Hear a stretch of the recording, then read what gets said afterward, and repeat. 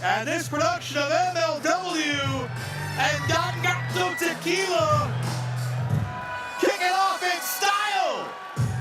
El Jefe, Selena, Jesus, and yeah, the one and only, the Gauntlet artist, Don Gato is here.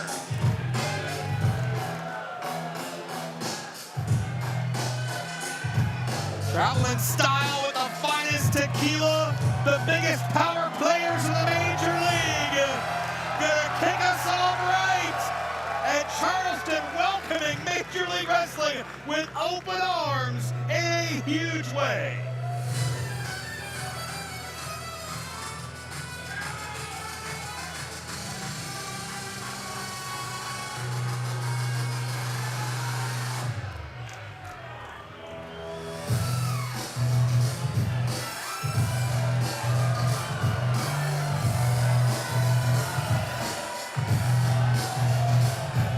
Don Gato ascends his throne and presides over the proceedings. Welcome to Major League Wrestling and Don Gato Live Special! And for the first time in 32 years, professional wrestling returns to downtown Charleston. But don't worry, we're not going anywhere because this is MLW!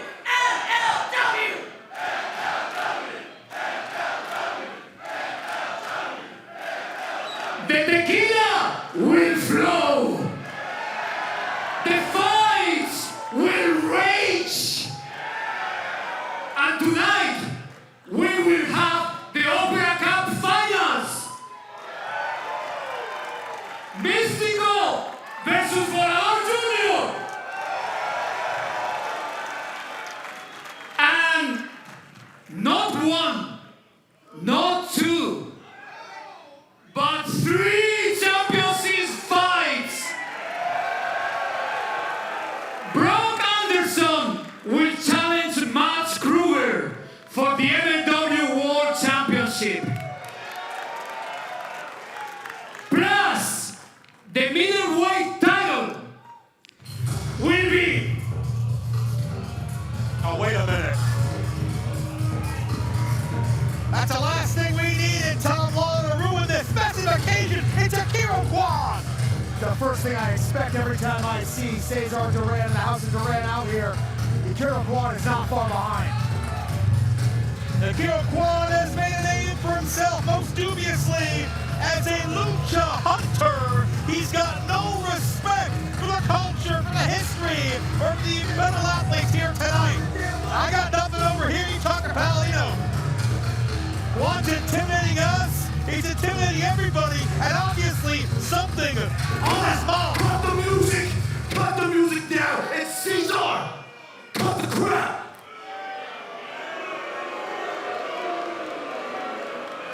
I told you in LA when we touched down to Charleston. You give me what I want. You give it to me now. Before I wrap my hands around your neck just like any two-faced coward that has your back.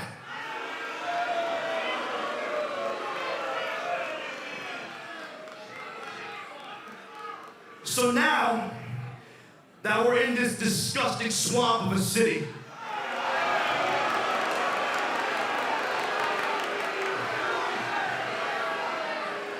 give me my middleweight championship match now!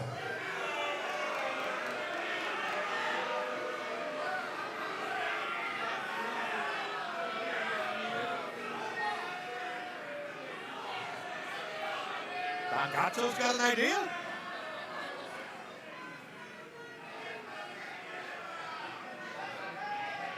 How will Don Gato respond to the disrespect of Kwan? All right. You want an opportunity, Kwan? Fine. You'll get it. But remember, opportunities come with consequences. Violent consequences. And yours will be Don Gato as a special ringside enforcer for your title shot.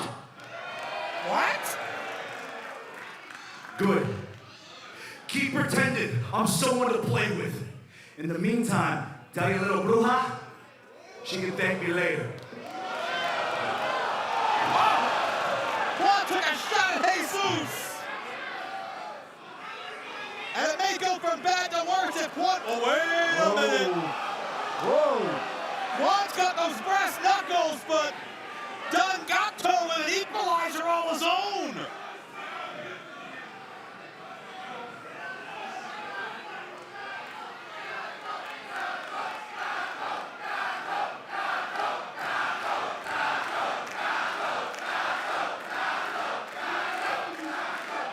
You don't come to Don Gato's house and look to intimidate without repercussions. But Juan leaves with... After this meaningless interruption, let's celebrate! That's all about... Let the tequila run!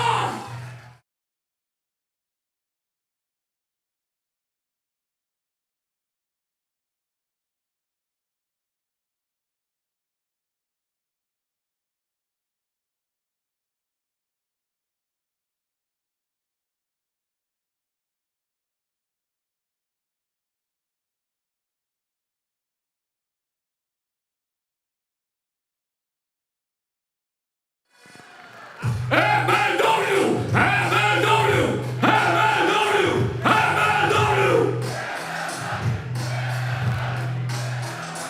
All right, it's an incredible festive environment. Already kicking things off. Cesar Red and Selena are feeling it. It is off the rails already. Challenges, tequila, and a whole lot more. I'm Joe Dombrowski alongside Filthy Tom Lawler. We are so proud to be in Charleston for the very first time. And Charleston means Anderson country. It means horseman country. Tonight, Brock Anderson with Double A, his dad Art Anderson by his side, will challenge Matt Riddle for the MLW World title. It will be Bunkhouse rules, but not only that, so much more, including the middleweight title. We just learned that Krule has been out of the fight.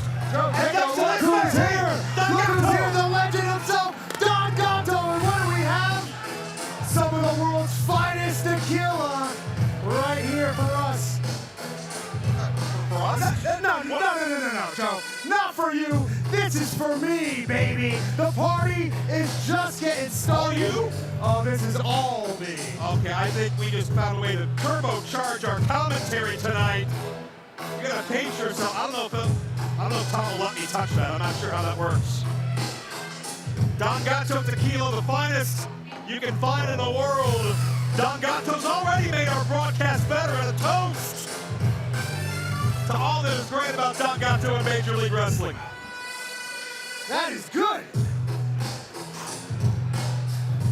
We're getting the party started thanks to our amigo, Don Gato. Are you gonna be okay with this out here? Hey, we got plenty of time to find out, don't we? Could be a unique night. Plus, we got so much more to come.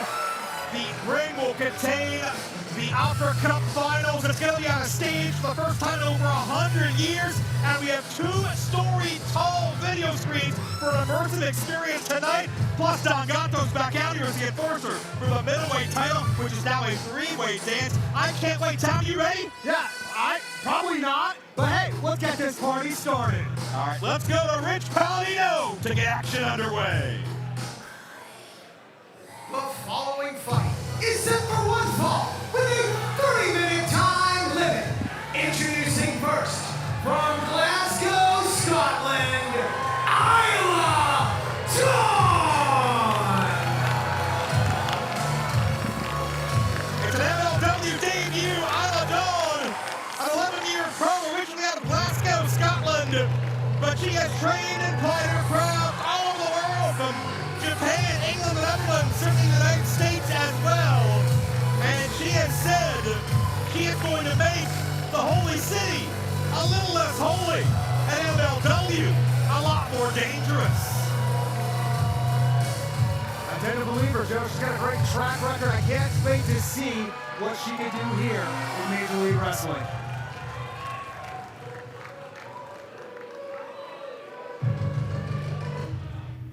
And her opponent, from Chicago, Illinois, the Spider!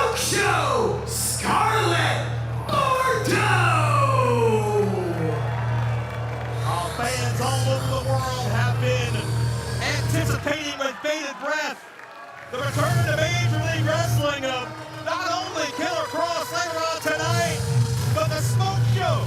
Scarlett Bordeaux into the featherweight division. And no matter where you go, what you read, who you talk to, wrestling fans want to see more of Kross, more of Scarlett. MLW delivering in a big way right off the bat. And I'd love to see more of this featherweight division. Some of the best competitors in the world. The champion, Shoko Nakajima, defending that title all over the world. Now we've got Isla Dog, Scarlett back in the fold. And it doesn't end there. Shotzi, Priscilla, Kevin Laymar. Oh! Yeah, they're coming out of the woodwork looking to make their name from the jump shees of TJPW in Tokyo to some of the hottest free agents here in the United States, and a devilish grin from Isla Dawn as she wastes no time attacking Scarlett from behind. A matchup of two seductive sirens in their own individual right. Isla Dawn, however, seems a little more entrenched on the dark side, a bit of a witchy woman, if you will. Isla loves to intimidate opponents by going off the beaten path. A little bit of a hellion, would you say, Joe? I would suggest so. Kickboxing background as well, which will make her strikes that much more dangerous. Stuck on the clothesline. And here we go, NXT Hairless by Scarlett. As you can see, the stacked lineup we have throughout this night, including, as you mentioned, Shotzi and Priscilla Kelly, the middleweight title to be at stake, tag titles at stake, world title, and of course the Opera Cup finals, Mistico and Volador Jr. As a quick cover attempt in the ring by Isla Dawn. Isla's MLW debut, Scarlett's first time here in some 3 years or so. So a lot to gain no matter which spectrum you're looking at this from. Yeah, of course, any match you have here in MLW, whether it's on the opening card, whether it's even on the pre-show, is a great opportunity to work your way up amongst the best athletes on the planet, and that's what each one of these women is trying to do. They're trying to show that they could be the next challenger for Shoko Nakajima. Isla putting the pressure on in the corner of Scarlett into the cover now. This could be all 2 count only. I asked Isla this afternoon why she feels that she'll be victorious tonight, and she told me it's because the voice that speaks to her inside her head told her she would, and they're very much in sync. They're very much friendly with one another. Isla welcomes the madness that this sport has brought her, and it has taken her to another level of aggression as Isla focuses now on the back of Scarlett into the cover, and a 2 count only, says referee Frank Gastineau. Well, it looks to me like Scarlett's starting to welcome that madness a little bit. She's starting to fire up here. Well, Scarlett certainly will want to score a victory, not just for herself, but potentially an omen, a momentum for Killer Kross, who will take on Matt Riddle in a matchup that has been very highly sought after and talked about ever since it was announced. But Isla Dawn, you cannot take away the aggression, what she has to prove, the name she can make. Scarlett with a counter, German suplex. Scarlett able to counter, get her low center of gravity, and hoist Isla up over her head, slam her down to the mat, and now she's looking to make a comeback. So many people come to MLW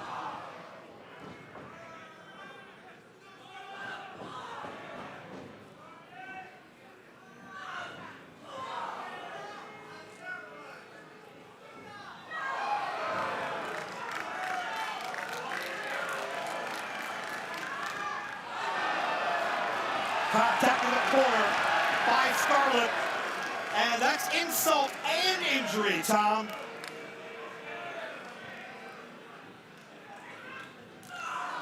Oh, you can see the counter. Isla Dawn, I was mentioning a moment ago, so many athletes. Oh, talk about insult to injury. Yeah. One of Killer Kross's signature moves. Saito and a kick out. Somebody like Isla Dawn, who has made a name for herself all over the world, but is now searching to embark on the next chapter. She wants a new beginning, a fresh start. She's looking ahead to the future. She's putting the past behind her. A victory here goes a long way to doing that. Yeah, and what a statement it would be if you defeat your opponent with her own husband's finishing maneuver. You want to talk about the Scarlet Letter. And it's been adored Isla for a long time. Here is your winner, the Smoke Show, Scarlett Bordeaux! Well, certainly Killer Kross has to be looking on with a devilish smile on his face all his own. Whoa! Isla Dawn leaving her exclamation point on the equation. I don't think I've ever seen anybody react to a loss that way. But be that as it may, Isla Dawn in an emotional state, but it's Scarlett who sets the tone for the night. With Killer Kross and Matt Riddle still ahead, the Smoke Show enters the featherweights. And whether you're Shoko, Shotzi, anybody else, be ready, because they keep on coming to the featherweight division.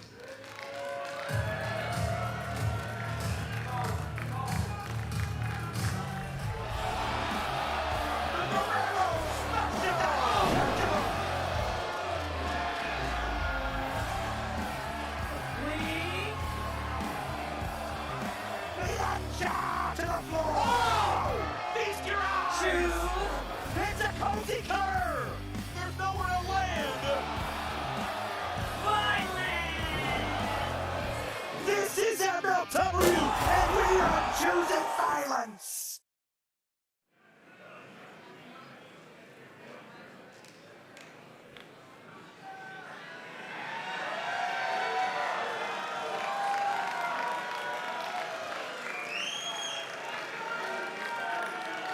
Well, Charleston is abuzz because the arrival of the one and only Danny McBride. You want to talk about one of the most preeminent faces of Don Gato Tequila. Big smile on his face. He's loving Major League Wrestling right off the bat. A legend in the film industry, one of the funniest guys I've ever seen in my life, I'll tell you that much.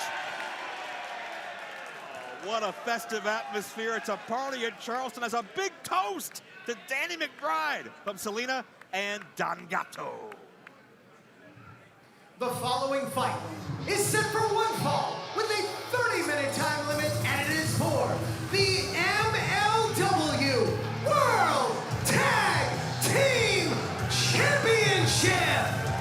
Introducing first the challengers at a total combined weight of 505 pounds, Machine Gun Carl Anderson, the Big LG, Doc Gallows, the world famous Good Brothers. Well, if there's a party in town, you best believe Gallows and Anderson are gonna be there, ready to drink.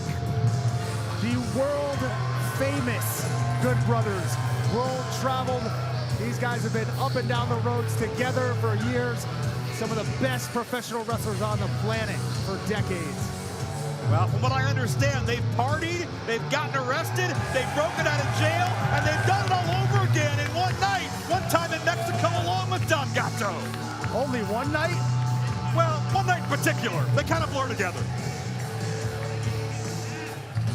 And their opponents at a total combined weight of 555 pounds. They are the current, reigning, and defending MLW World Tag Team Champions, Bishop Dyer and Donovan Dijak, the Skyscrapers. Well, you want to talk about a team to beat. Ever since these two Skyscrapers unseated Los Depredadores, they have been dominant in ring. They've been dominant in locker room attacks. They've been dominant everywhere they've gone. And I don't know how to stop Dijak and Dyer. I got no answers for you either, Joe. I took a beating at the hands of these gentlemen, and that's partly the reason I'm here with you. Nobody's been able to stop these two. We've got a man in there like Gallows who at least can match them on size, but... As we certainly take a look at the imposing physical presence of these two men, Mr. Lawler, we continue to wish you well in your recovery. Want to see you back in the ring fighting these type of athletes as soon as is possible. I'm not sure I want to be fighting these guys at this point. Look at these beasts. Well, perhaps not these two in particular, just at first. But they have made enemies out of every single one of the top dogs in Major League Wrestling. And those World Tag Team titles have been a big component of that. You know, they still got their eyes on the MLW World title as well, whether you're Alex Hammerstone, whether you're Matt Riddle, whether you're Mads Krugger, you have been a target of the Skyscrapers, and you wear the war wounds from it. But man, you look at Gallows and Anderson, 8-time former tag team champions throughout the world. Of course, you look at what they did in New Japan Pro Wrestling. Their dominance as part of the Bullet Club. How they redefined heavyweight tag team wrestling in Japan. Gallows and Anderson always bring it, but they are meeting very rarely two men who are their physical match. Well, Carl Anderson's the one that could be the X factor, Joe. He's the smallest of the 4 competitors. All 4 of these guys are studs, but 3 of them are also giants. Carl Anderson's the one that has a quickness advantage, but not when you get put on your back after a big clothesline like that. I'd suggest Anderson is more technically sound of the 4, but that may not be much of a factor if this turns into a glorified house fight. Tag into Bishop Dyer, who recently won double gold as a purple belt in the IBJJF competitions as a jiu-jitsu practitioner. Dyer has really dedicated himself to that discipline over the past 12, 18 months or so, and he's already made major strides. Yeah, let's not forget about the fact he's got a boxing background as well. So this guy can throw hands with the best of them. He can submit guys with the best of them. Former offensive guard in professional football. And here comes the tag into Doc Gallows. And we'll see how Dyer deals with a guy his physical size, his match. Yeah, we got a couple of 6'8" behemoths. And Gallows looks in great shape too, Joe. And neither one's gonna back down. Gallows and Anderson, we talked about the first impression, but Dyer and Dijak, hey, this is their territory as far as they're concerned. And, oh, nice shoulder tackle, but nobody goes down. Nobody wants to budge. And Gallows no slouch of his own in the striking department. And now he lays him out with a big crossbody. Gallows leaves his feet and scores big. And when you think about the incredible depth of the tag team division, oh, wait a minute. I'll finish that thought in a minute because Dyer just scooped Anderson off that top rope and leveled him. Tom Dyer made that look easy. Anderson's a full-grown man. He just shook off those ham bones that Gallows was nailing him with, and he scooped up Anderson, dumped him back down. Good Lord. Choke breaker, and the disruptor down with a splash, 2 count only. Disrupting the organs of the machine gun. Think about the tag team division. Of course, the Andersons, Los Depredadores. We've got Los Panthers, Los Atlantis. Later on tonight, we have a huge, just 4-way absolute riot. Gato's Gauntlet still ahead. As, Dijak mocking Carl Anderson. Oh, a big shot there from Anderson. I think that means I'm going to take another one of these Don Gato shots, Joe. Don't go shot for shot. You won't be here long. Dijak. You can notice the smart maneuver of isolating this ring, cutting it off at its hypotenuse. Anderson's been neutralized from his tag team partner, excuse me. Hey, we got a counter. Look, you're up to 2. The Tom Lawler shot counter. Apparently, I paid good money for that. That's your idea. You've been making moves out here. And Gallows making moves as Anderson makes the tag. Good brothers. They may brother softly, but they hit hard as hell. Dyer, the fact that there's no intimidation in this matchup. Gallows and Anderson can't just... Oh, punches right to the back of the head. They can't overwhelm with their will, with their size, because Dijak and Dyer can give it right back in kind. Yeah, and as impressive as we've seen the Skyscrapers be in the past, I don't know if we've seen them be this vicious. Well, This is another level of intensity out of these two. Well, the last time these men were in a ring together, it was, Dijak destroying Carl Anderson's shoulder last year. We saw damage done, from Dijak to Kenta's shoulder similarly. So that pattern is there. There's bad blood. There's past injuries. There's a lot of dues to be paid as these four men are down, as this crowd is red hot in Charleston. They've been waiting 32 years here at downtown Charleston, and they're getting their money's worth. And the MLW World Tag Team titles hang in the balance of all of it. Anderson, huge neck breaker. And there's where the speed to agility, no! Dyer introduces Anderson to deep six, and now Dijak with that incredible full extension of the leg. I was gonna say he was the last one up, but Bishop Dyer already up to his feet. And both Skyscrapers have a chance to strategize. We talked about all the training Dyer's been doing. He is in great cardio shape. Nothing's affected him so far in this match. Now, Dyer is a dedicated multi-sport athlete. What the hell is this? Go for the doomsday. Yeah, there's history with the Road Warriors in Charleston, certainly, but won't come to pass. Carl Anderson fights for the survival of his tag team in this title clash. But Gallows right there. With the referee getting pushed. Referee Fritz trying to assert his authority and remind these athletes there's a title at stake. Look out. Tempers are flaring, and the official felt he had no choice. Not like this, come on. And Dyer's not done. You're gonna get some serious fines if you guys keep this up. It's a licensed referee that you're bullying. You could tell this was ready to blow over, Joe.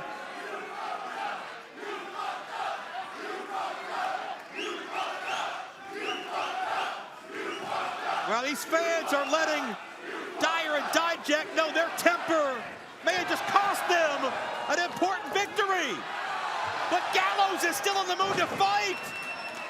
So is Bishop Dyer. Oh, look out! Don't make out arrow!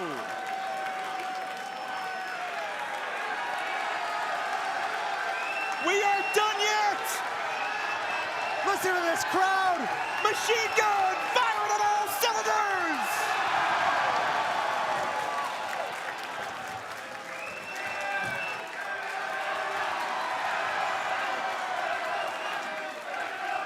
Oh, it's pure chaos as these two tag teams are continuing to fight!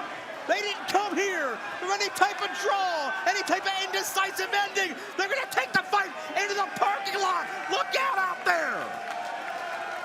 We're gonna follow this as long as we can.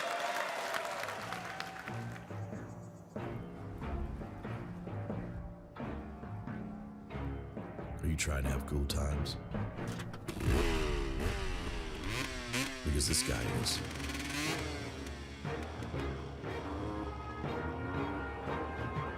It's time for cool times.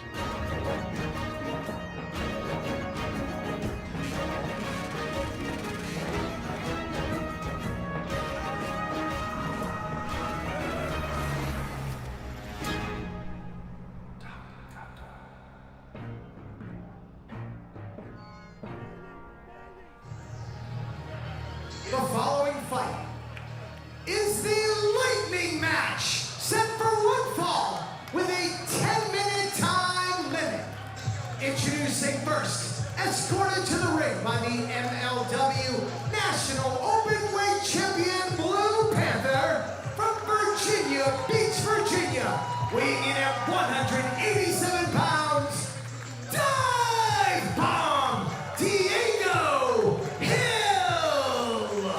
What an honor it is for Diego Hill to study under the legendary four-decade icon and, yeah, the current national openweight champion, Blue Panther Diego, has spent a lot of time down in Panthers Gym in Mexico, opening up a whole new level, a whole new knowledge of pro wrestling and lucha libre. His opponent, originally from Osaka, Japan, now residing in Mexico City, Mexico, weighing in at 238 pounds, Shigeo Okumura! We have seen Okumura as the best friend, the confidant of Satoshi Kojima. They've got a pair of MLW World Tag Team titles, but in recent times, we've seen more and more of Okumura as Kojima was pursuing the Opera Cup. Okumura's been out on his own, testing himself against some of the top athletes. United States, Mexico, doesn't matter to Okumura, he's always ready for a fight. And their opponent, from Puebla, Mexico, weighing in at 81 kilos, Stigma! Stigma is, well, kind of the wild card here. He has the least MLW experience, but 15 years in the sport and a third-generation athlete, one of those individuals, Tom, that was really born and bred for this since day one. Yeah, much like a lot of the luchadors, Joe. He said he's a wild card. When I look at all three of these guys, these are all three wild cards. Diego Hill, one of the most special athletes I've ever seen. I've been in there with Okumura. I got no clue what that guy's gonna do at any time. And now let's see what Stigma's got.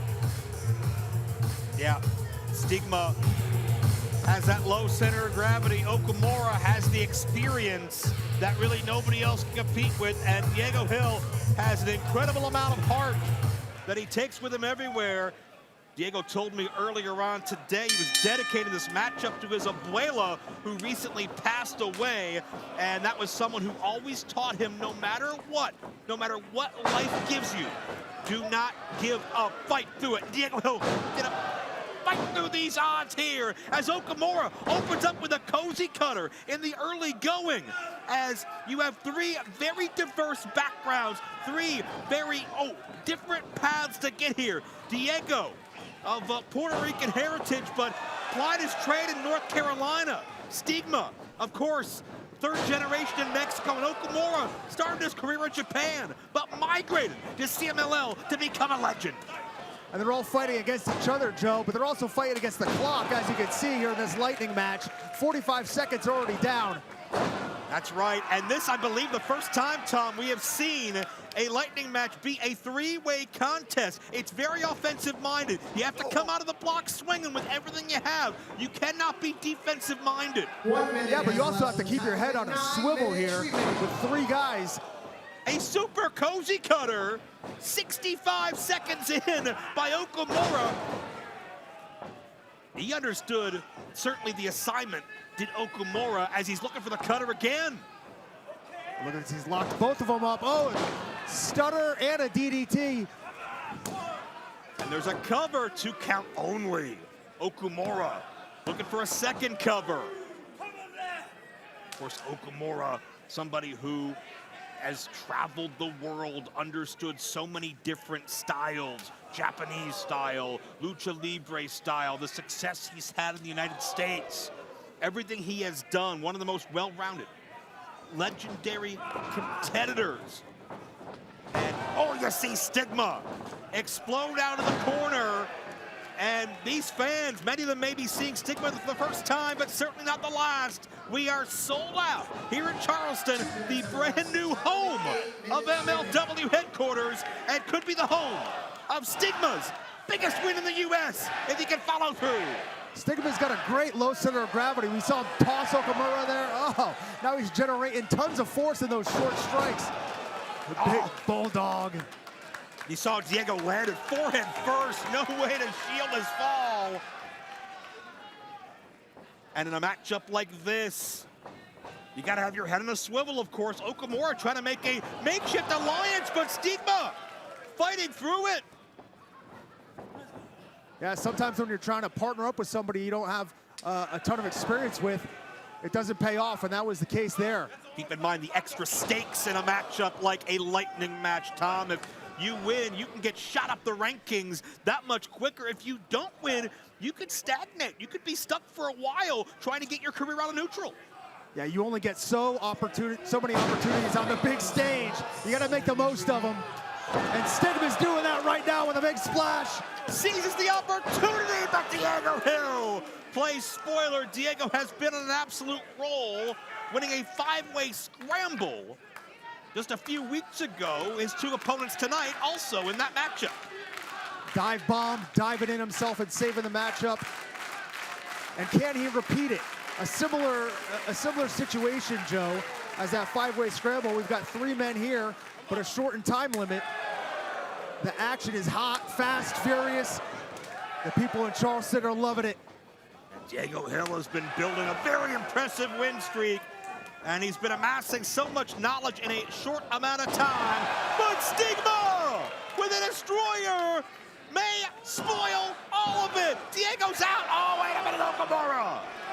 Oh, a little uncharacteristic from Okumura there, pulling the ref. But he has to. He's got to save the match one way or another. That was his best shot. Urgency from Okumura as he drags out referee Andrew Stewart, who is trying to assert his authority. But Okumura, listen, he's a sly veteran. He knows a lot of the tricks, and he felt this was a time to bring. Oh, wait a minute. The referee was with Diego Hill. Yeah, that may be a little less resourceful and a little more desperate. Okumura and Diego on one-hand time. The springboard cutter out of nowhere. And now, oh, what a corkscrew!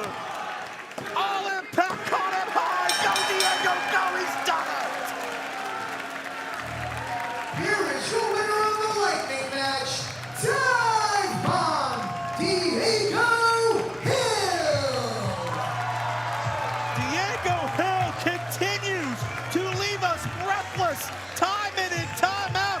Tom, check out the hang time, and we weren't even done with that yet. A beautiful cutter, then he scales up to the top, and look at the torque that he gets out of the hips on the twist.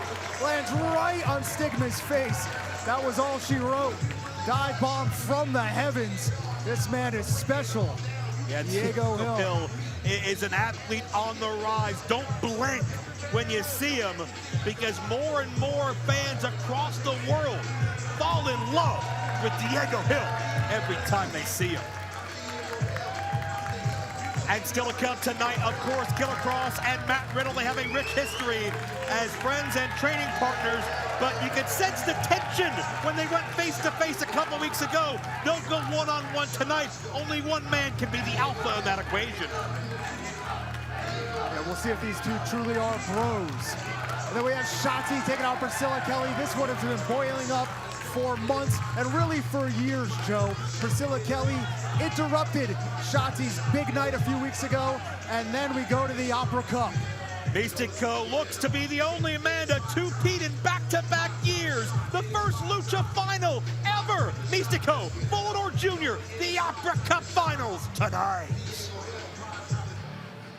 The following Lucha is set for one fall with a 30-minute time limit.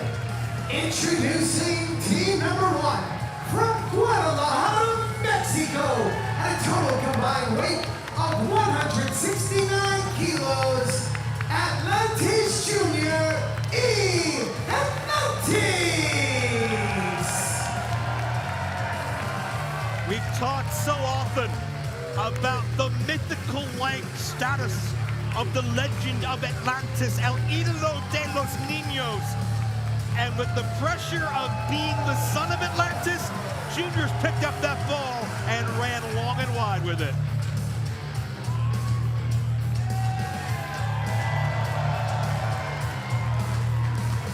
So special to see a father-son team, but not the only one in this match.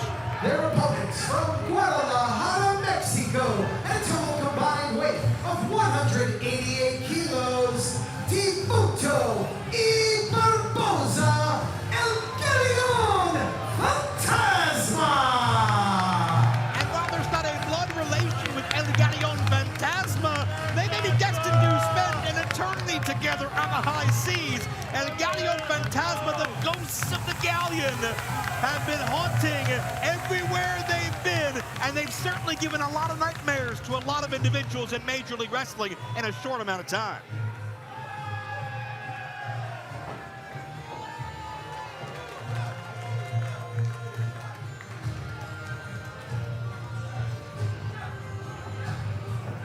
And their opponents from Mexico City, Mexico, at a total combined weight of 165 kilos, Felino Jr. y Felino Los Felinos. If you know about the lineage, if you know about the family ties, you know Felino represents one of the most historic wrestling families in the entire world of Lucha Libre. That Casas family that helped innovate and invent and trailblaze so much. Felino and Felino Jr. You know, Felino Jr. wasn't even allowed to have that Felino Jr. name for many, many years. His dad wanted him to make it on his own name, his own merit. He had to earn the moniker Felino Jr. And our final team from Gomez, Palacio, Durango, Mexico, at a total combined weight of 182 kilos, EOD Blue Panther, and the MLW National Openweight Champion, Blue Panther, Los Panthers. Blue Panther unseated Ultimo Guerrero down in Arena, Mexico. And the entire wrestling world took a notice. This absolute legend of 4+ decades shows he's still got a lot left to offer, not just in mentoring Diego Hill, helping the next generation, helping his sons, but man, another major championship to add to such a storied, decorated career. The man can still do it in the ring himself, as evidenced by that gold that he brought out with him.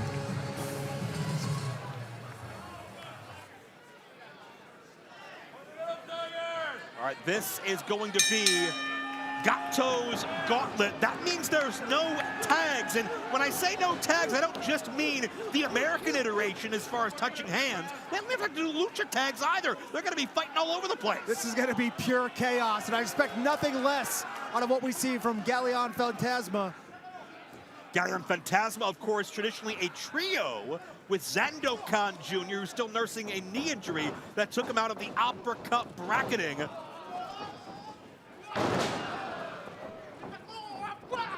And this matchup, certainly, you're going to see a lot of moving parts. You're going to see a lot of athletes in the ring at a breakneck speed, but also you see these screens. You see a Galeón Fantasma almost-esque ship in the background as we're in their element. We're in their type of situation. This immersive 2-story tall video board that is on the background of this ring. It's an innovation from MLW. It's the first time I've ever seen anything like it, but it speaks to the forward thinking. It speaks to the uniqueness of this building. It speaks to Major League Wrestling being ahead of the curve. I'm just hoping that this giant octopus or whatever it is in the back doesn't get involved on the part of El Galeón Fantasma.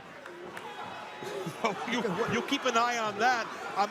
With what you've drank so far, I'm surprised you're still seeing only one octopus. But be that as it may, it is now a complete mugging as these teams are working together to do damage to Atlantis, who's in a bad way right now.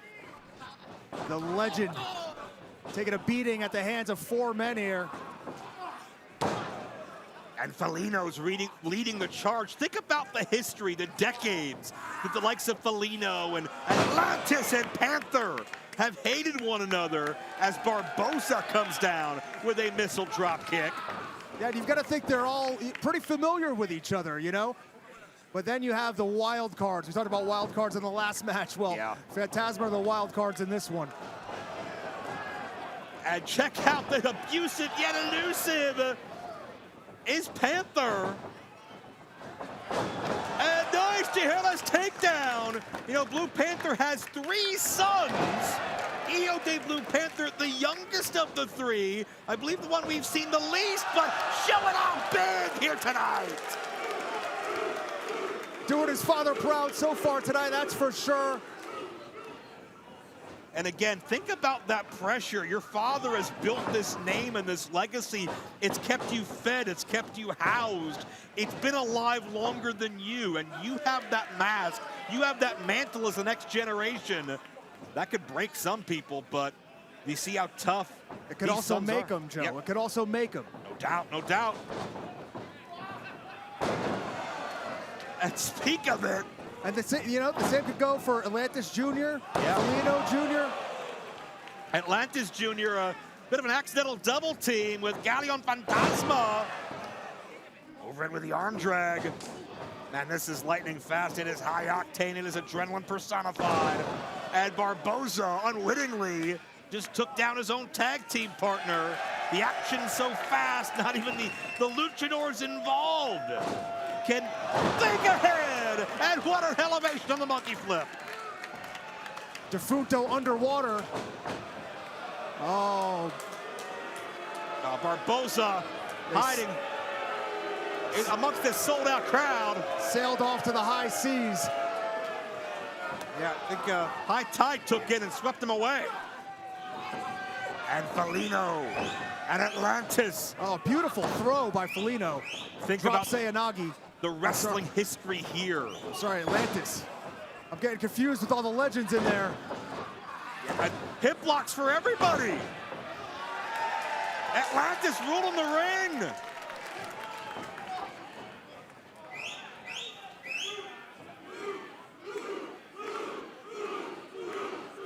This matchup settles down to more of a traditional tag team matchup, which is not necessarily a rule, it's a suggestion in Gato's Gauntlet at most. But you're gonna see Felinos being Los Rudos in this situation. They don't care about that. They wanna fight one-on-one, two-on-one, whatever they can do to get an advantage. Felino Jr., a 19-year pro, his younger brother, Puma King, successful multiple-time champion down in Mexico.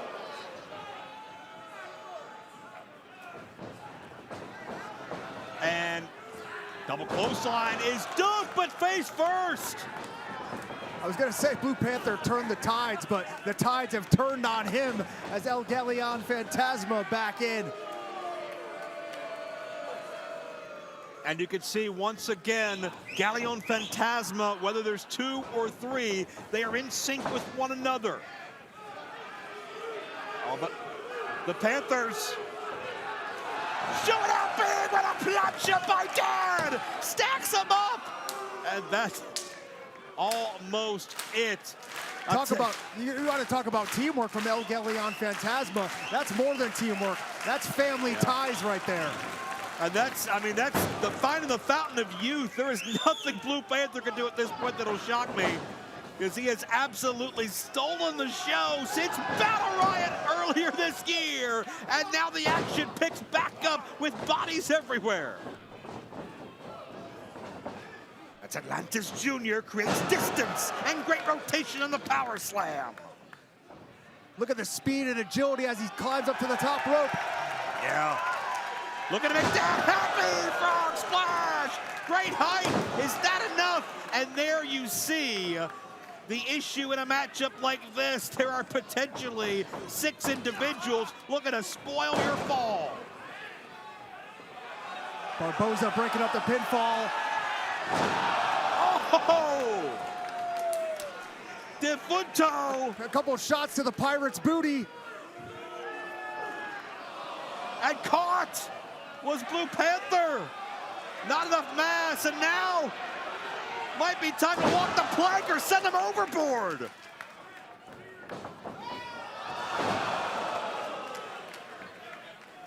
Oh my gosh, the double teaming doesn't stop. Defunto walks the ropes.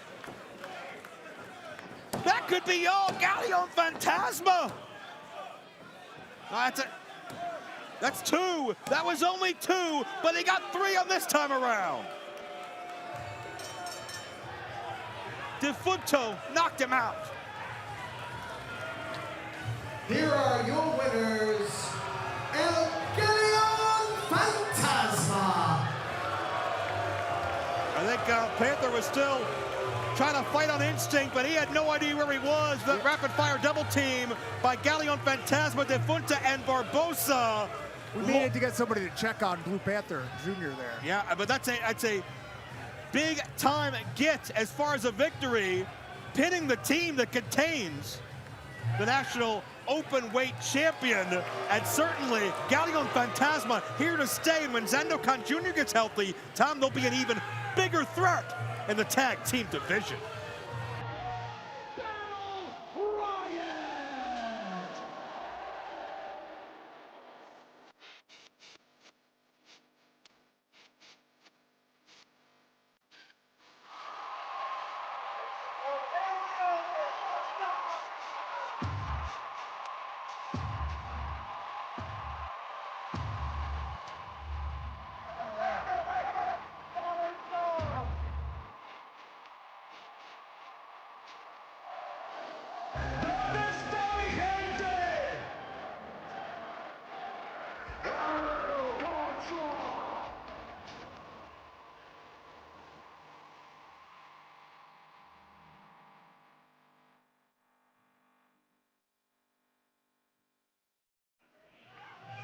The following fight is set for one fall with a 30-minute time limit.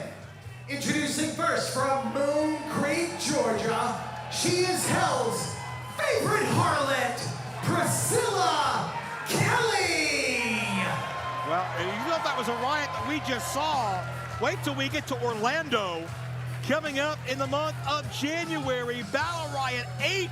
Can't wait to get back to Florida, but right now, one place even hotter than Florida, maybe where Hell's favorite harlot likes to reside. Priscilla Kelly interrupted Shotzi's brand new talk show, Shotzi's Graveyard Shift, to issue a stern warning.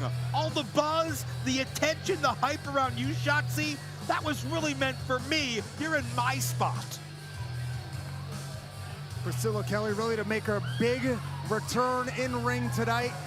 Can she stop the momentum that Shotzi's built up over the past few months?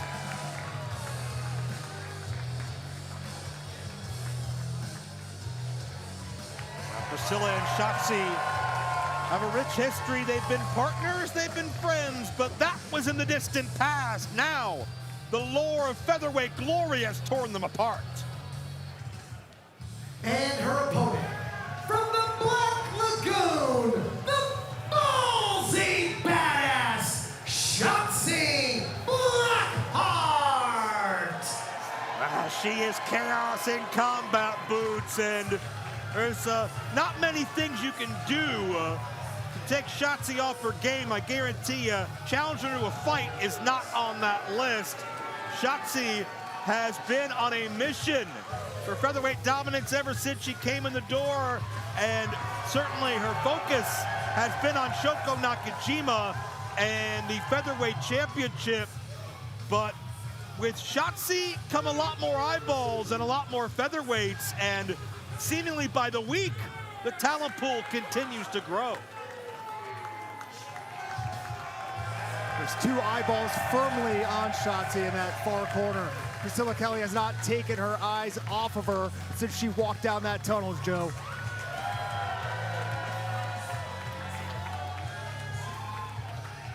Well, Shotzi. The fan, the fame, the adoration that Shotzi has. You think Priscilla Kelly's jealous of it? Oh, wait, quick roll up out of the chute. Shotzi almost put this thing away. I don't know if jealousy is the right word, but certainly it's caught her ire.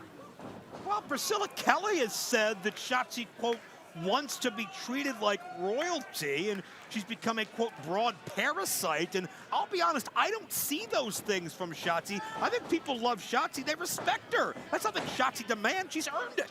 Yeah, I think people like Shotzi because she's put in the work. She's authentic. And she's a great competitor. Shotzi. Oh, swings through with a tiger feint kick. Nicely done. And Shotzi looking and feeling good in the early going. And oh, this almost feels like a lightning match. Shotzi going for some big impact maneuvers in the opening minute or two.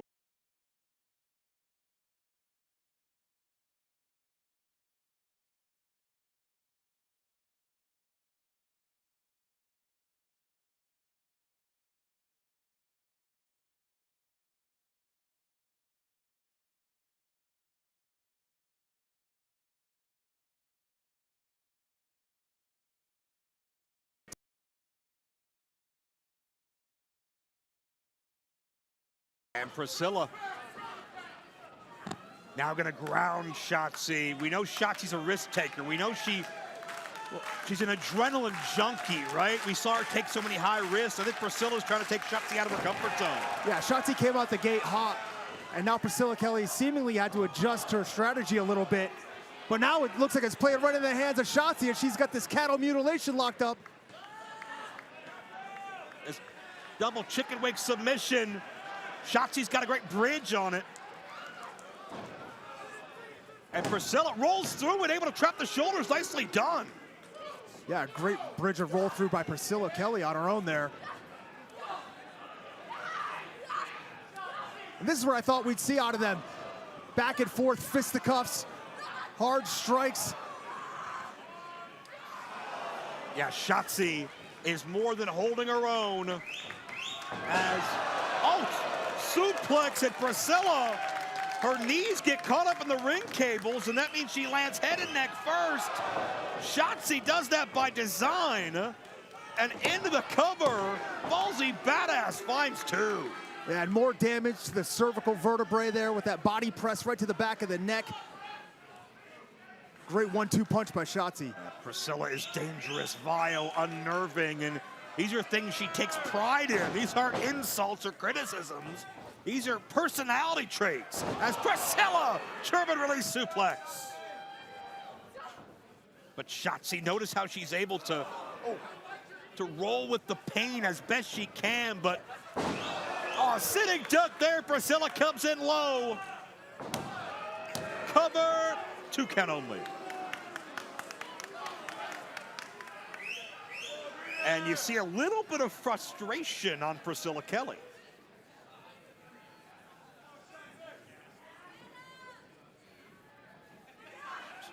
She's going for a full Nelson.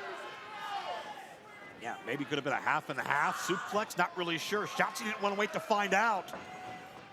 2 forward, friends who are holding nothing back. What a wind-up, and Priscilla gets 2.5. These two so familiar with each other, Joe. Able to counter each other until Priscilla Kelly planted Shotzi with that big lariat. Priscilla describes Shotzi as a pest, and maybe that is going through her mind now because Shotzi will not stay down, will not go away, won't give Priscilla the moment in the spotlight she feels she's entitled to. You think she's calling her a pest right now, too? Wow, she's jaw-jacking with her. Oh, maybe with some other words that may be a little less than kind, but Shotzi, check out the rebound, check out the recovery. Shotzi able to create some distance now. Adversity introduces someone to themselves, no doubt about that, but Priscilla, got that half and half that time with the leg trapped. All the impact on the back of the neck of Shotzi. This is one of the most physical featherweight matches I can recall in recent memory, and it's more than just rankings. There's a lot of personal power here, and Shotzi with a Hurricane Rana. Shotzi went a high risk and it paid off. Here it comes, Joe. Yeah. Are we gonna see it? Shotzi loves to go senton, and she scores. What a well-earned win! Here is your winner, the Ballsy Badass, Shotzi. What a win, what a matchup. You've got to think Shotzi's happy with what a little bit of retribution on her end. You can see her coming off the top with the big senton and gets the pin on Priscilla Kelly. And that goes back to what we talked about, Tom. Shotzi's had nothing handed to her. She's earned every single bit of love and adoration from these fans, and they are adorning Shotzi with love and appreciation here tonight in the sold-out arena in Charleston, South Carolina.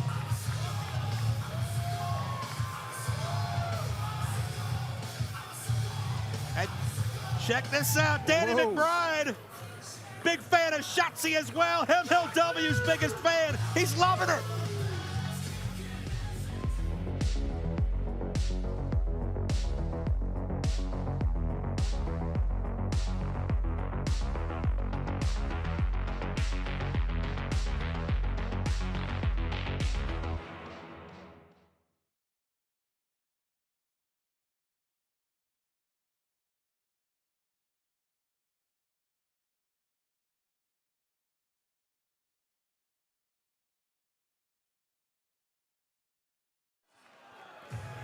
All right, everybody's been talking about MLW Fusion. Can't wait for more on that big news. Tom Lawler, MLW continues doing big things. And how are you holding up? Oh, I'm doing good. I think it's time for another shot. What do you think, Hey, Joe? let's drink to that announcement. Why not? Filthy Tom Lawler's enjoying himself. Don Gato's brought so many great things to MLW, and one of them I want to tell you about is the collaboration MLW and Don Gato have right now. You can find it on MLWshop.com. There's a special limited edition t-shirt you can find, and proceeds from that t-shirt will go to a very worthy cause, the Charleston Animal Shelter. We invite you all to head to MLWshop.com and support that cause, Don Gato, MLW, and the Charleston Animal Shelter. Great trios team if I've ever seen one. One of the best I can think of. Who doesn't want to support their furry friends out there? And still to come, don't forget, we have Matt Riddle and Killer Kross to go one-on-one in one of our feature matchups tonight. It is so deeply personal. Two very highly touted fighters in many disciplines will go one-on-one. Yeah, we're going to find out if these two truly are bros, as they say. And is Matt Riddle going to be able to choke out that big neck of Killer Kross? I don't know. We'll find out. That's a great question. Plus, the finals of the Opera Cup is still ahead as well. Mistico and Volador Jr. Decades of history in Mexico. That rivalry reignited here tonight in Charleston. Still to come tonight. But now, a whole lot more action still to come. The following fight is set for one fall with a 30-minute time limit. It is a triple threat for the MLW World Middleweight Championship. The special guest enforcer outside the ring, legendary luchador Don Gato. Introducing our first challenger from Puebla, Mexico, weighing in at 88 kilos, Guerrero Maya Jr. The Mayan warrior, El Multifacito del Ring. Trained, mentored by the legendary Black Terry, the original holder of that particular name. He's studied under Solar and El Dandy and Satanico. Three-time National Trios champion. His opponent, representing Contra Unit, weighing in at 190 pounds, the Lucha Hunter, Akiro Kwan. But as talented as Guerrero Maya Jr. is, how is he going to react and adjust to the news? We didn't find out, Tom, till we were already on the air, that Akiro Kwan, the Lucha Hunter, you can see his trophies, his tokens of dominance of past luchadors. He's unmasked, embarrassed, altered the careers of forever. Kwan, a late addition to this matchup, but so too is Don Gato as the ringside enforcer.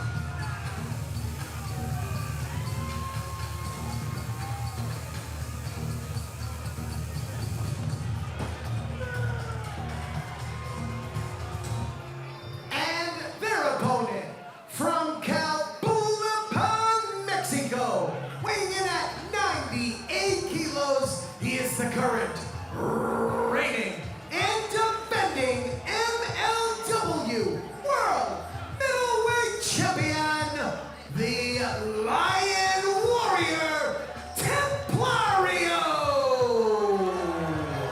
Templario has already made history in Major League Wrestling. He was the first man to pin and defeat Mistico in a Major League Wrestling ring. He was the man to capture that vacant middleweight crown and carry it on his own after it had been stolen by Akira Kwan for a number of months, and clearly Kwan has not gotten over it, and to me, that makes Kwan a more dangerous man than ever tonight.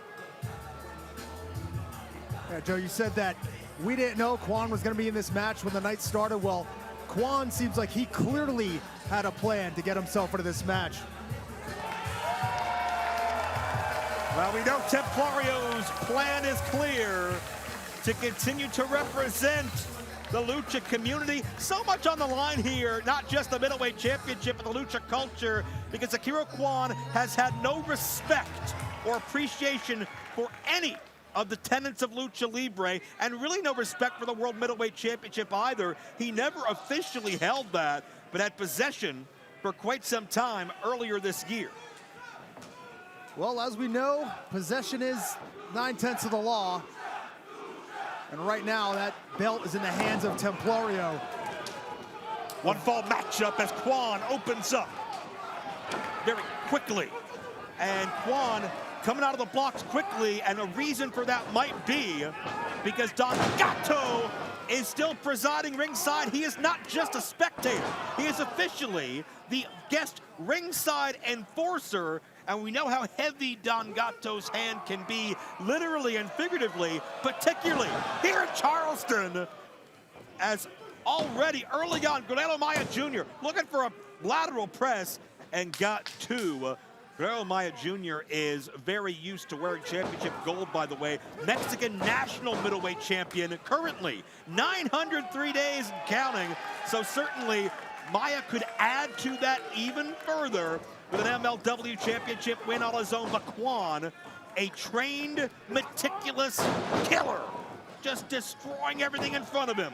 Cover, 2 count only. Yeah, usually we see great pinpoint accuracy on strikes from Kwan, but there, a big slam on Guerrero Maya.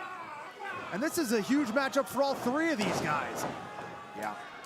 And Don Gato, I see him looking on disapprovingly at Kwan. 2 count only. Keep in mind, we've seen Kwan try to, well, not just bend, but outright break the rules. We've seen Contra Sentai Death Squad get involved. What do you think is going through Kwan's mind as he looks in the background there and you see this gigantic stone statue of Don Gato, who has had Kwan's number and foiled him for months and months? And as you see Templario fire back, keep in mind we saw Kwan earlier on with those brass knucks that came up missing from Don Gato a few weeks ago. Kwan has certainly tried to fight an eye for an eye. Kwan looks at Gato as the reason he's not the middleweight champion, for good or bad, better or worse. Guerrero Maya Jr. now looking for a pump handle.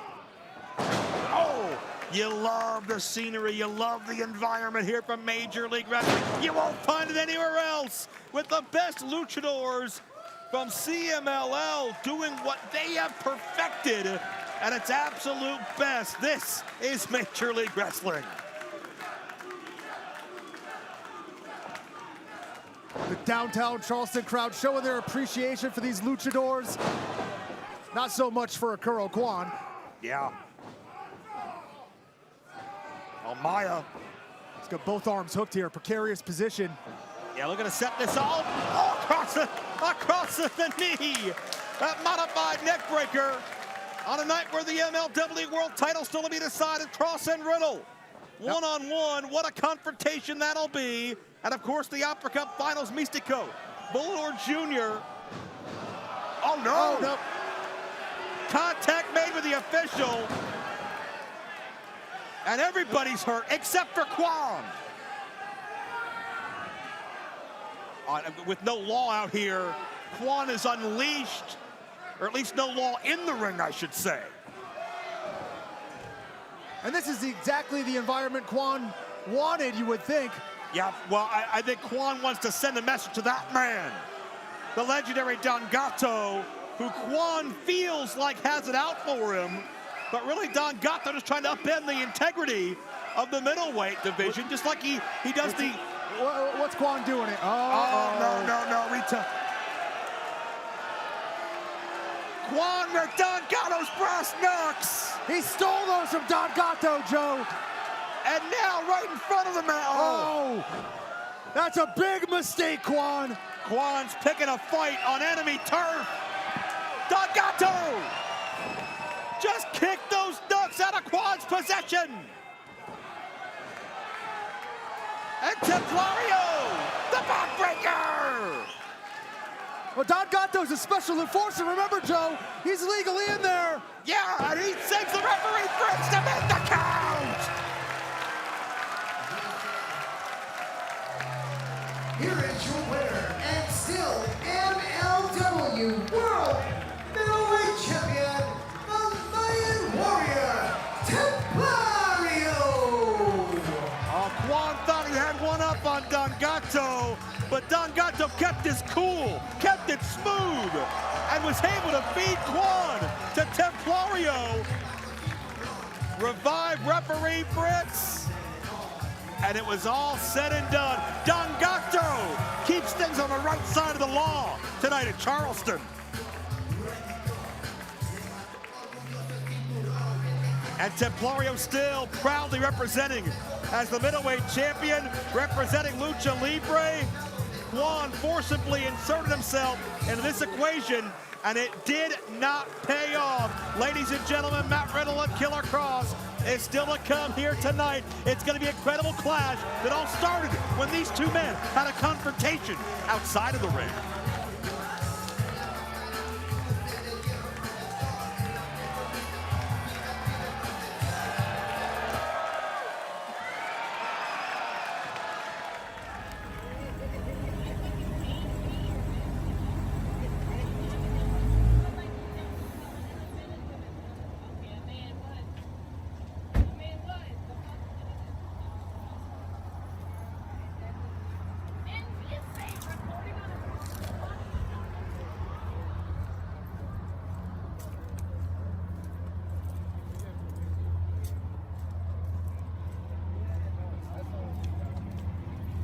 What's up, guys? Riddle's inside?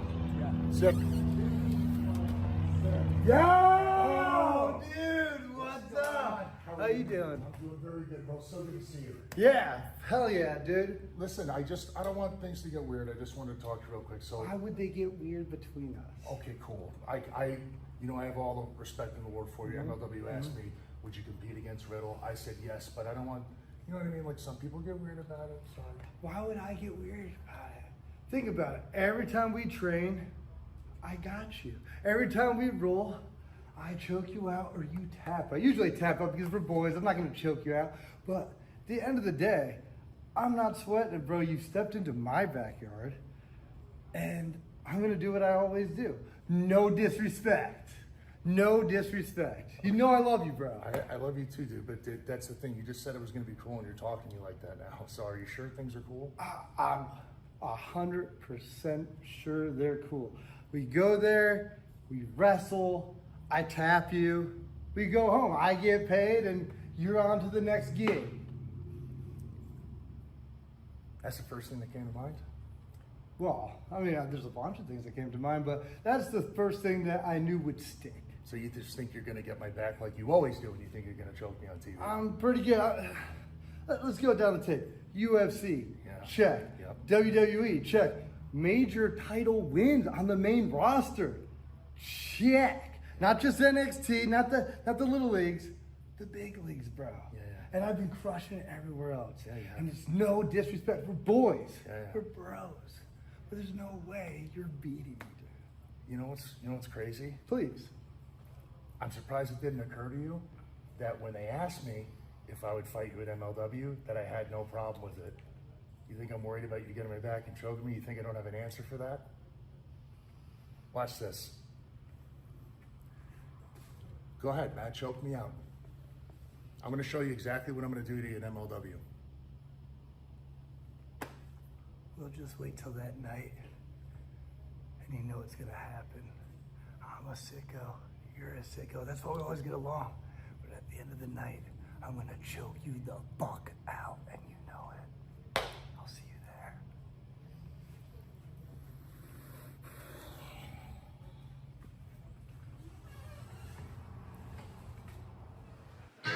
The following fight is set for one fall with a 30-minute time limit. It is a bunkhouse match, and it is for the MLW World Heavyweight Championship. Introducing first the challenger, to be accompanied to the ring by his father, the legendary Arn Anderson. From Charlotte, North Carolina, weighing in at 242 pounds, Brock Anderson. Well, Brock had a fire lit under him after watching what Mads Krugger did to C.W. Anderson inside the Chamber of Horrors. And with CW's health in doubt following that absolute melee, Brock stood up for the Anderson name and wanted this shot at Krugger to show him, you don't mess with an Anderson. I don't know if you want to use fired up and the Andersons in the same sentence after what Mads Krugger did to poor CW and cooked him in that chamber. Well, sacrifices have been made by CW, not just in the ring, but also in helping develop Brock's career. CW's been a mentor to Brock, and it changed him, did Brock, seeing CW that vulnerable in a matchup like that. Brock gonna make Mads feel vulnerable. At least he's gonna try.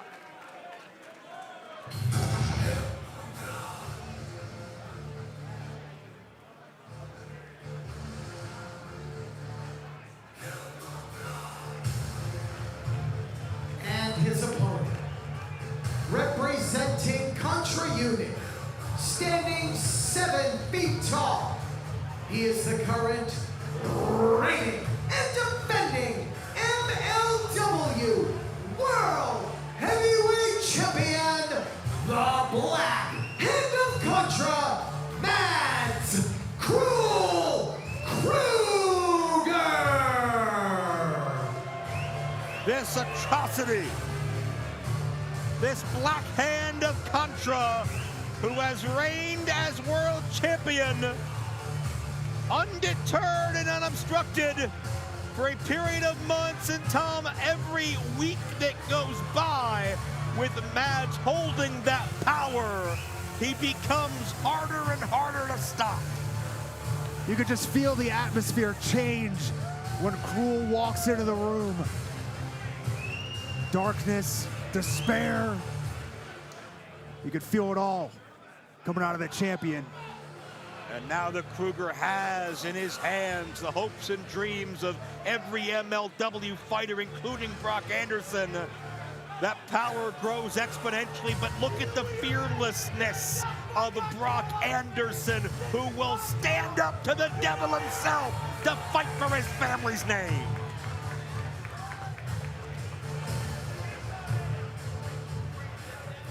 Brock Anderson has never competed in Charleston before, but it is very much horseman country. Arn Anderson, a long history in this city. One of his final matches was in Charleston.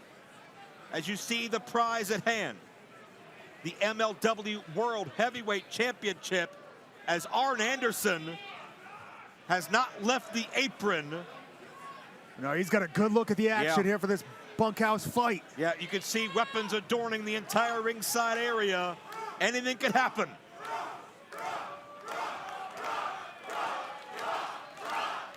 Arn Anderson defeated Sting in this city in 1996. It was one of Arn's final matches.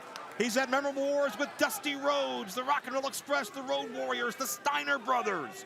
But you look in the eyes of Arn Anderson and you feel like that fight, that will is still burning inside of him somewhere. And Arn Oh, he's going to be heated about what happened to CW too. Yeah. I'm sure he wants to get a piece of Krule. Whoa, hold on. Arn's refusing to leave the apron.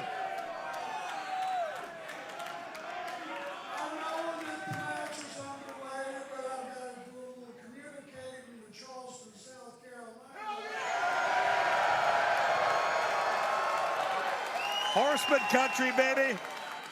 That would be horseman country, I believe.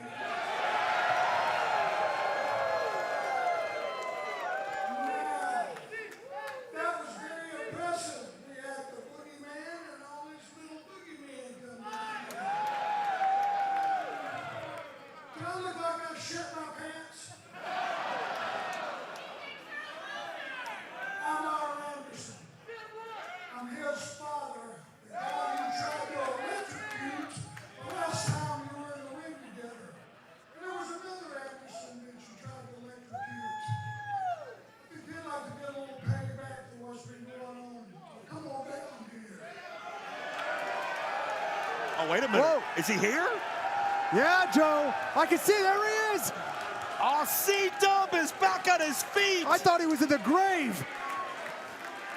And Acknowledge something here. This is a Street Fighter-esque, Bunkhouse-esque, no disqualification-esque match. Is that correct?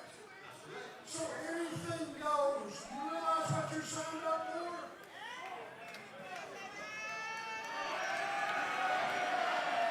oh, we know what that means from Double A.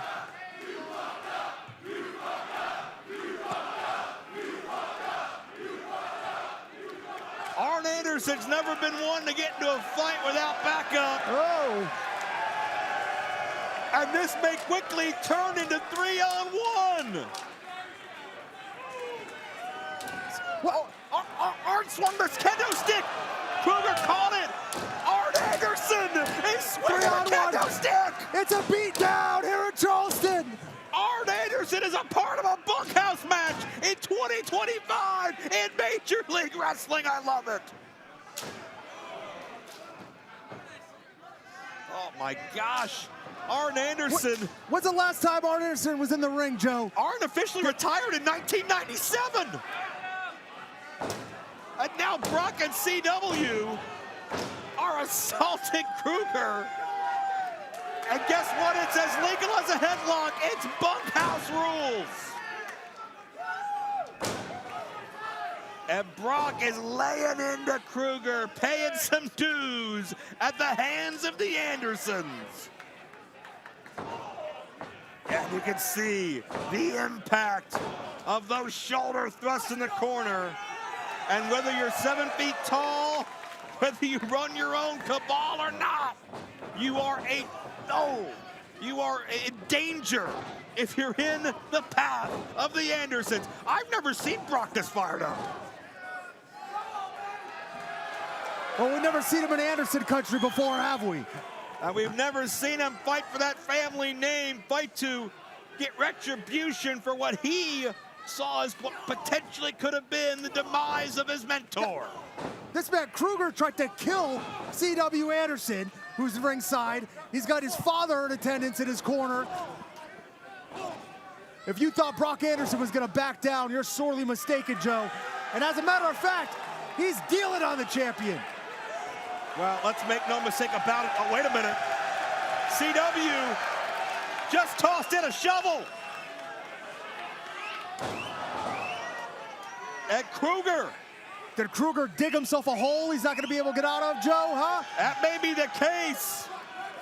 Here Brock in the is low country. digging in, choking at Krugger.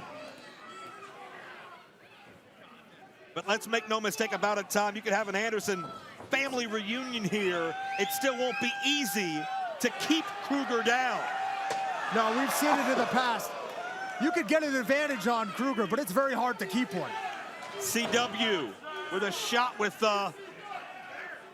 one of those lids out there, those metal galvanized lids, and now Brock back to the kendo stick that's made out of stiff, hard bamboo, and that will splinter across skin. Oh. Brock is unloading, but It's almost like Brock is beating Krugger back to Krugger's feet. This is what I was talking about, Joe. We've seen Krugger come back against the Skyscrapers even and be able to stand up to them. This man, our world hit champion. How do you absorb that kind of punishment? This man is a monster. Yeah, I mean, Skyscrapers, Jacob Fatu, Matthew Justice, list them. They have all stood opposition to Krugger. Oh, CW from behind. Oh, CW, listen, CW. You're not fully healed. There's no way you're 100%. Oh! You don't need to be 100%. All right, CW got sent to the referee. Krugger is having to fight 3 Andersons here. And Brock, oh, a spine buster. There it is. There it is. It's an Anderson staple. Make the cover. Oh, but look at Krugger. Oh. Krugger rolling to the outside, but CW right on it. This may be the formula. This may be the way to beat him. Just come at it from all sides. Keep him susceptible. You can't give him a chance to get his bearings back. Oh, CW with a fire extinguisher. Right now, oh, DDT. The Anderson DDT, taught by his father. We can have a new MLW World Champion. Krugger's down. He's not moving, Joe. Referee Stewart is stirring. Get in there, make the cover. Brock, almost there. Brock's on top. We can have a new champion. Krugger kicks out.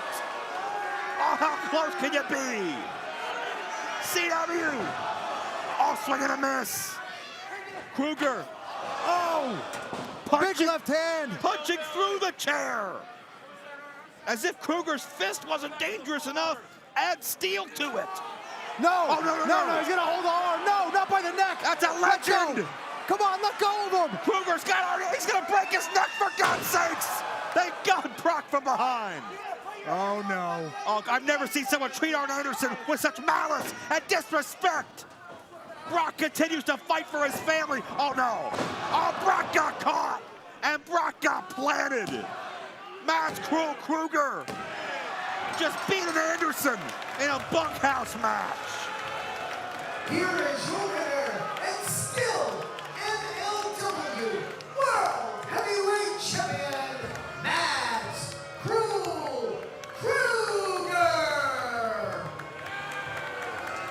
Krugger was hit from all sides, and Lawler, it appeared that the Anderson spinebuster was what would have got it done. Yeah, but all it takes is one. All it takes is one for the Blackheart Contra, and that's all it took here. Mads Krugger gets the win over not one, not two, but 3 Andersons. Contra territory continues to expand and take over Horseman country.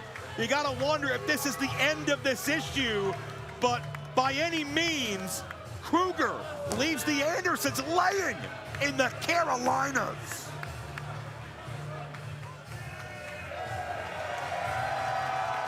Long before arenas and television, the Opera Cup was born on the stage in grand theaters across America. It was there, under the spotlights, that the sport's earliest heroes battled for glory, and 18 pounds of pure silver that anointed the best of their eras. And now, for the first time in over 100 years, the Opera Cup returns to its original setting, a theater stage, as Major League Wrestling takes this classic tournament back to the future. Last year, Mistico made history, becoming the first Mexican to ever win the Opera Cup. Now, he stands on the brink of destiny, seeking to go back-to-back and cement his legacy forever. ¿Qué representa para mí estar por segunda vez en la final del Opera Cup? MLW ha dado la oportunidad de estar en un torneo tan importante a nivel de Estados Unidos, que tiene muchísimos años de historia, y para mí fue un gran honor. Y ser el ganador, creo que ha sido algo maravilloso, que un luchador del Consejo Mundial de Lucha Libre haya sido el campeón y que ahora esté en la final. Across the ring stands a man who sees honor as a weakness and winning as the only truth. Volador Jr., obsessed with greatness by any means necessary, his path to the finals marred by controversy, yet undeniably effective. Místico, sé que estás pensando que vas a ser bicampeón de la Copa Opera Cup. Pero ¿sabes qué? No me interesa, porque les voy a demostrar. Y espera, porque esa noche el ganador va a ser el de Palo del Aire. Y voy a festejar con Don Gato a mi manera, no así como tú andas. Así que Místico, te espero este 20 de noviembre. Te voy a humillar de toda esa gente y delante de Don Gato. Tonight, a lucha icon defends the spirit of the sport against a man consumed by ambition. One fights for legacy, the other for power. It's an explosion! This is the Opera Cup Finals. Mistico versus Volador Jr. next.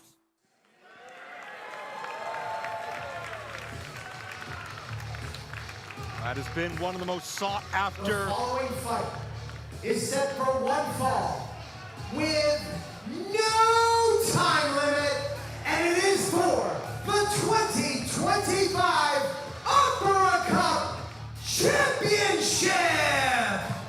Introducing first from Monclova, Coahuila, Mexico, weighing in at 87 kilos, the Sky Hunter Volador Jr.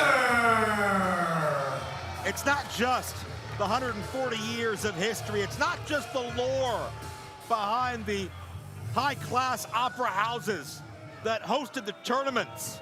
It's also the level of talent that have come into this field year after year, constantly growing. Volador Jr.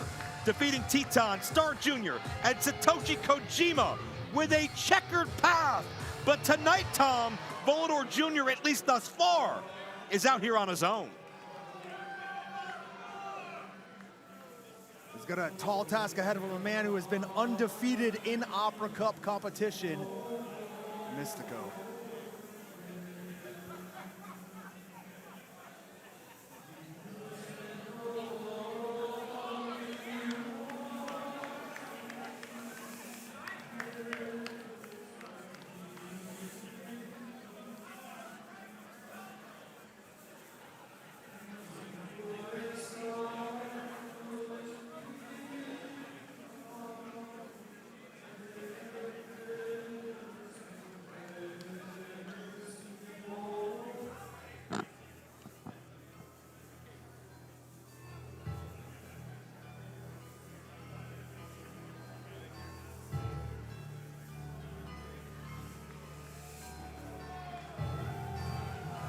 And his opponent, from Mexico City, Mexico, weighing in at 85 kilos, he is the winner of the 2024 Opera Cup.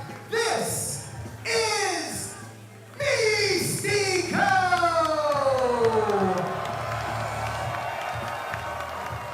Mistico's name is already etched in history as one of the most beloved heroes and top drawing cards, not just in Lucha Libre, but pro wrestling as a whole. But can Mistico do the unthinkable just a year after becoming the first ever luchador to win that priceless cup? Can he be the first man of this era to do it back to back in succession?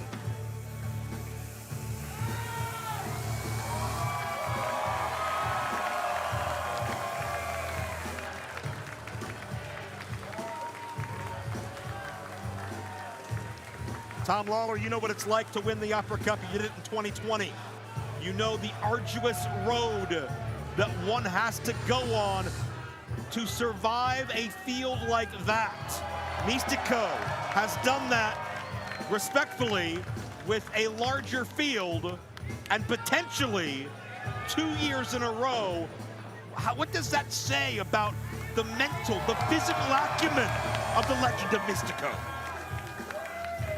Joe, for my money, the Opera Cup is the toughest tournament in sports. And year after year, when you look at the brackets, it gets tougher and tougher. Last year, Mistico able to defeat Kenta in the amazing final match.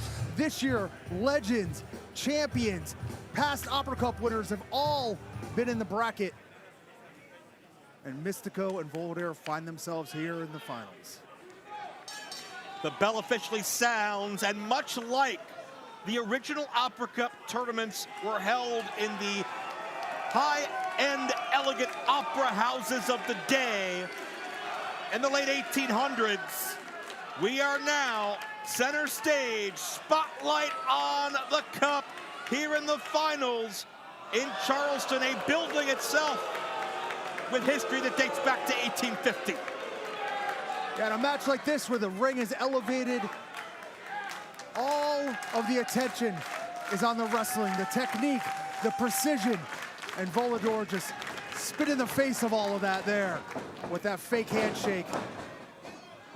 Opera Cup Back to the Future tonight, and our immersive two-story high video walls represent that, as these two men know each other extremely well, Tom.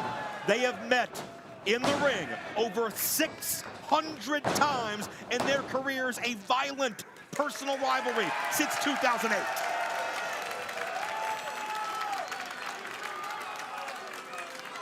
Tom, I respect you for doing great with your shots over there. You got your faculties, and I'm glad, because I need you there for a matchup like this. This is the first time in over 100 years the Opera Cup has been decided in an environment such as this.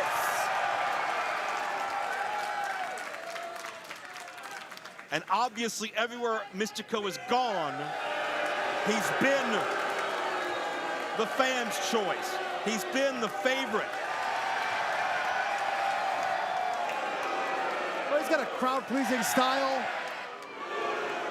charismatic, and he's been at the top of the game for decades, Joe. Yeah, but listen, Volador Jr. is tournament tested. Copa Bicentenario back on September 17th, 2010. It was a 4-round tournament. Volador Jr. won that tournament. Who did he beat in the finals? Mistico. If Volador Jr. does that again tonight, he plays spoiler. He makes himself immortal. He's part of history, and he was able to defy the dreams of his most hated rival. Not only will he be the champion, Joe, but he gets to play spoiler. Yep. And believe me, as a competitor, nothing is more fun than defeating one of your rivals. A man that everybody expects to win. A man that everybody's cheering to win. When you can put him down for the 3 count, oh man. And Volador's going for the mask. We have seen Volador will stoop as low as it takes. Well, hey, this Low isn't against the blows. rules. It's not a DQ here. Well, that certainly, the unmasking is how Volador eliminated Titan. We saw Los Depredadores get involved in the subsequent matches of Volador's tournament run, and we know that there may be no more valuable mask in all of Lucha Libre than Mistico's. You loosen that, you rip that, you're going to rent space in the head of Mistico. He does have an incredible amount of pressure on his shoulders day in and day out, and Volador knows that. He's beaten Mistico more than probably anyone in pro wrestling history. Yeah, Mistico really carries the torch of Lucha Libre around the world, not just in Mexico, but you can hear here in downtown Charleston, South Carolina. Yeah, the Charleston Music Hall is rocking, and it shows you Lucha Libre is a universal language everywhere we go. These fans are immersed in the culture. They know the fighters, and they believe in them, and they believe in Mistico tonight, who swings through with a Tiger Fame kick. Springboard Tijeras connects. Volador knows he needs a breather, but it's only going to be temporary. Tope Suicida. Immaculate wrestling from Mistico. And he's first up to his feet. And keep in mind, Tom, it's a 20 count on the floor in Major League Wrestling. And you may not want to see the Opera Cup decided on a count out, but it's certainly in the realm of possibilities. Yeah, and that's happened many times in the past back in the day, Joe. Guys would get tossed into the opera pit. They'd fall into the orchestra, not be able to continue. World titles have changed hands via that very situation. Men like William Muldoon, Leo Pardello, Waldeck Zbyszko, Stu Hart, Davey Boy Smith Jr., Filthy Tom Lawler, Mistico on an elite exclusive list. Will one name be added or one name be cemented further?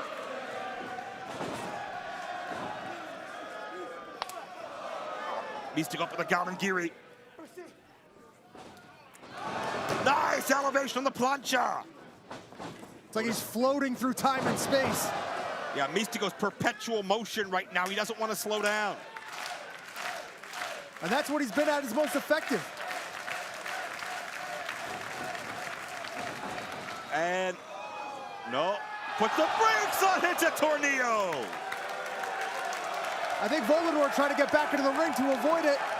Mistico able to switch plans and laid a great twisting plancha. And Tom, so far this matchup, we've seen two things that are making me very pleased. Certainly the absence of Magnus and Ruido, Los Depredadores. And you gotta believe Cesar Duran had something to do with making sure they were not going to be part of this matchup or even part of this event here tonight. And also, Mistico, whether it was intentional or not, Mistico's had some tests done, literally and figuratively, on that neck that was injured by Austin Aries. And the prior round, Aries attacked Mistico after his victory in the quarterfinals and continued that pressure in the semis. And Mistico has not shown really any signs of injury thus far. You can take a look at Mistico's body when he was coming down to the ring, Joe. His body, his chest. Oh, your fault. Kick out there. His chest still beaten up, chopped raw from Austin Aries just weeks ago. Tom, do you think this environment, be it the staging, be it the video wall, will any of this impact either of these competitors more than the other? I think these two are such seasoned veterans. They're so at the top of the game. I can't see them getting thrown off by anything. And a cover. Except maybe a move like that. A great counter to the head scissors. That speaks to how well these men know each other. That head scissors that the hairless Mistico went to snap off. He'd done it several times already. Volador dropped down. It's a perfect counter. And again, using Mistico's momentum against him. Volador in the ropes. And the question is, I think, Tom, can Volador still find a way to take a shortcut? Cheat. He's gonna try to find a way, that's for sure, as we just saw. Magnus and Ruido are not here, but we know Volador Jr. will stop at nothing. He's obsessed with ending the legend of Mistico and having himself take that throne. He's obsessed with winning, which can sometimes be to your detriment. Volador Jr. Yeah, he had it scouted that time. It's not a popular counter, but it was the best move for Volador Jr., a 27-year veteran in his own right. Yeah, he doesn't care what the fans want to see. He doesn't care if they want to see Mistico dive onto him. He's interested in walking out the winner, as we've seen, at all costs. And you know he's got a plan.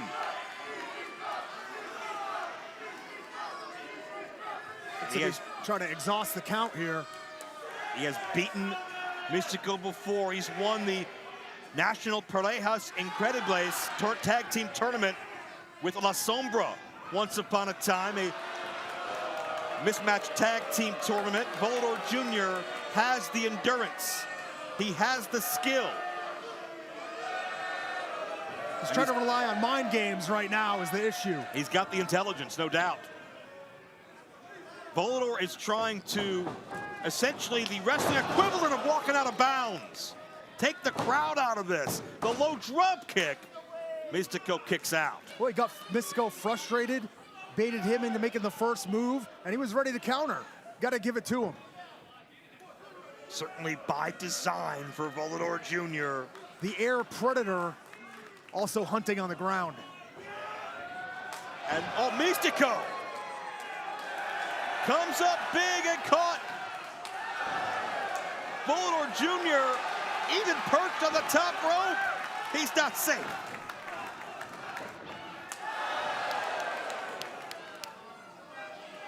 Another shot that connects. Oh, this is dangerous territory. Gonna get the advantage, Mistico! Unbelievable. And a near fall. Volador came down favoring his leg. We'll pursue that to see if it becomes an issue, but certainly there's nowhere to land there that feels good. Oh, he's also clutching out its midsection. Check this out one more time. Oh. Yeah, Volador came down that left side of the body first, and I think that hamstring or that thigh muscle absorbed a lot of it. But back live, the backcracker. Volador Jr. into the cover, and Mistico kicks out. Volador Jr. with that super kick right to the face and then the backcracker. We talked about how messed up Mistico's neck is already, Joe. He came in compromised. Well, now we're gonna put that to the test. And Mistico, well, so far he's passing. Mistico spent extra time in the medical room yesterday getting treatment. Oh, wait a minute! La Mistico! He's got it locked on. Center of the ring! He's got it locked on! Oh! Mystico did it! Mistico's done it!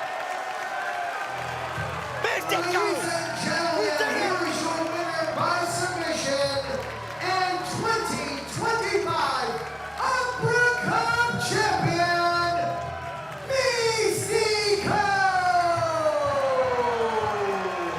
History's been made! Unfathomable, without precedent! And it was Mistico's pet maneuver that took him across the finish line. There he is, locking up the Mystico, cranking back of the arm. Volador Jr., no choice but to tap. Write it in the history books. Etch it on the side of the cup. 2024, 2025, your Opera Cup champion 2 times in a row, Mistico! Well, Cesar Duran, you gotta believe Volador Jr. may have words with him. If Cesar indeed is the one that kept Rujito and Magnus from being here. Don Gato here as well. But Tom, 2 years ago, there was never a luchador that won the Opera Cup in 140 years. But now we can say one man has done it back to back in unprecedented fashion.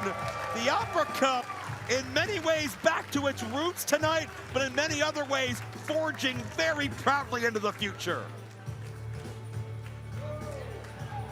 From the days of the Masked Marvel to now Mistico. I'm gonna celebrate with some Don Gato. I'm gonna celebrate with the Opera Cup. El Rey de Plata y Oro adds one more accolade to an incredibly storied, iconic career.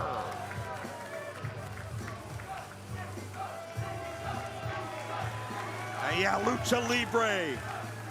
These fans adoring Mistico and everything he represents. Adoring Lucha Libre. Don Gato for bringing it here to Charleston. This is Major League Wrestling. Whoa. We're gonna take it to another level here. I don't think the Opera Cup's ever seen anything like this.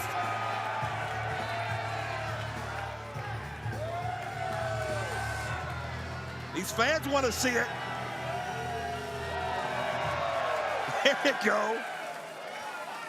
Looks like you, Tom. I'm much prettier than that.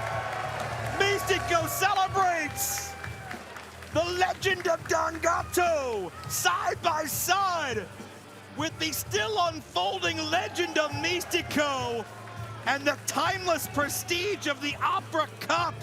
What a night here in Charleston, and we're not done yet, because still to come, it is Killer Kross and Matt Riddle in what is going to be a down and dirty physical fight. 2 training partners, former training partners, I should say at this point, with no love lost between the 2 of them.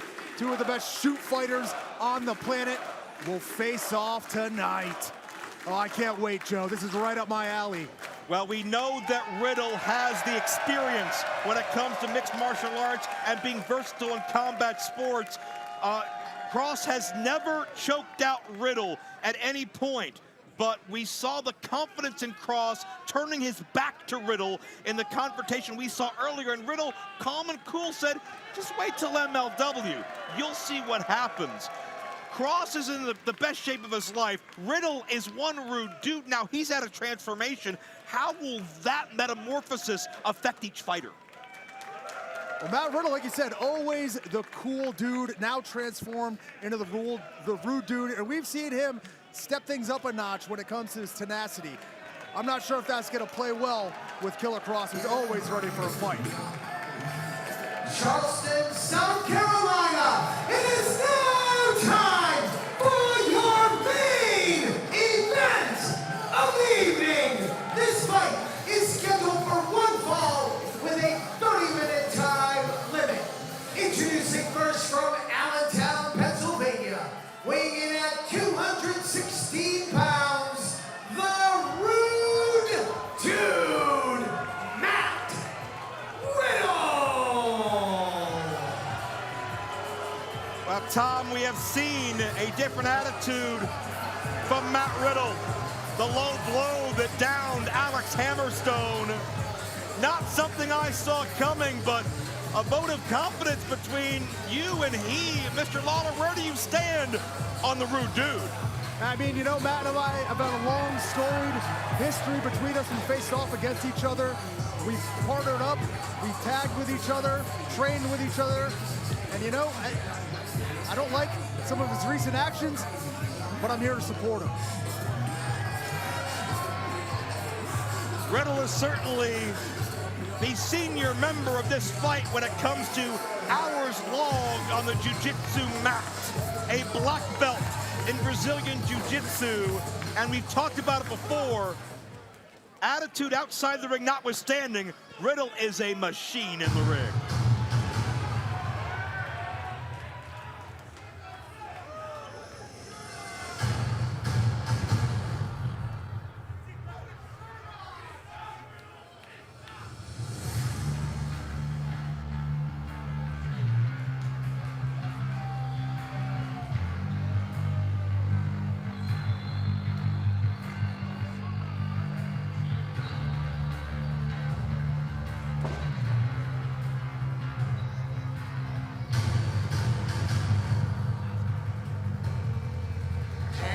His opponent, accompanied to the ring by Scarlett, fighting out of Sin City, Las Vegas, Nevada, weighing in at 256 pounds, the People's Executioner, Killer Kross!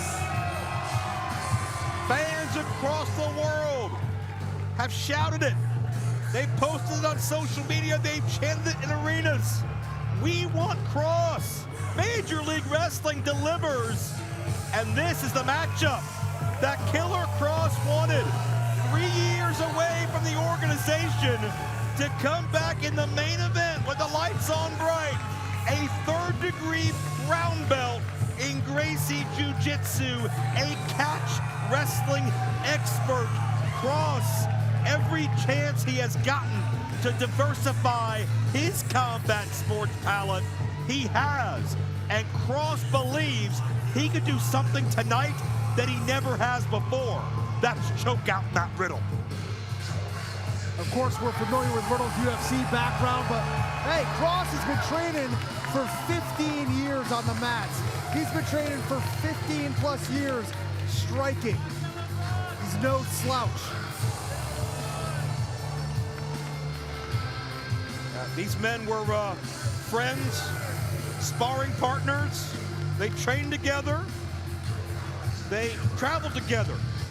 But when Cesar Duran announced this matchup, it's almost like those competitive juices immediately came to the surface, and it just got weird. It just got tense between the two of them.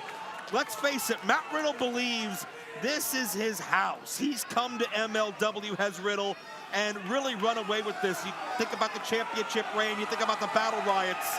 Killer Kross was here, but he left to explore other possibilities.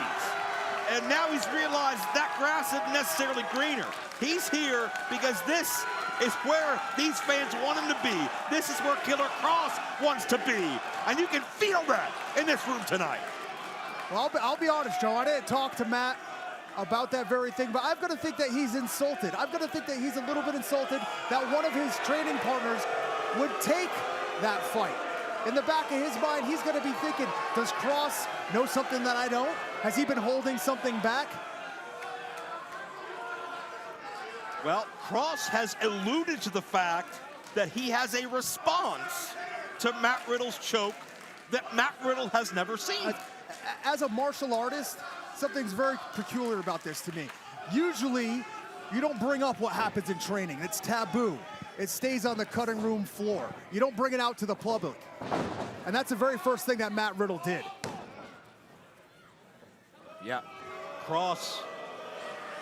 I mean, in the training room, you could be working certain positions, certain techniques. You're not always going 100%. Notice Kross is unfazed. That Riddle came out of the block swinging proverbially, got the upper hand in the opening exchange. Well, he made no bones about it. He told him that's what was going to happen. He told him what he was going to do. He said he is going to wrap his hands around Kross's neck, and he is going to choke him unconscious. Riddle said, I don't sweat you. There's no way you're beating me.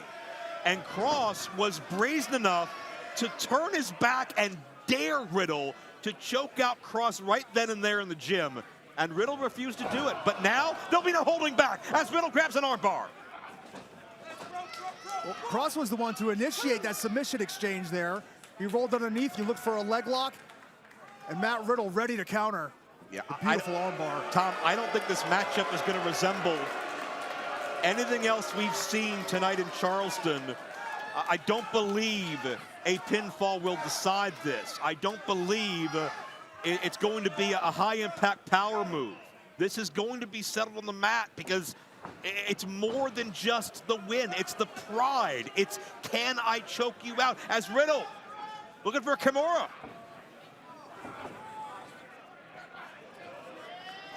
How would you rate the defense of Kross so far in the clutches of Riddle? Riddle's have to choke. Under this rule set, so far that defense was pretty good because he was ready to get to the ropes. So you saw how quickly Matt Riddle could snatch on a match-ending hold right there.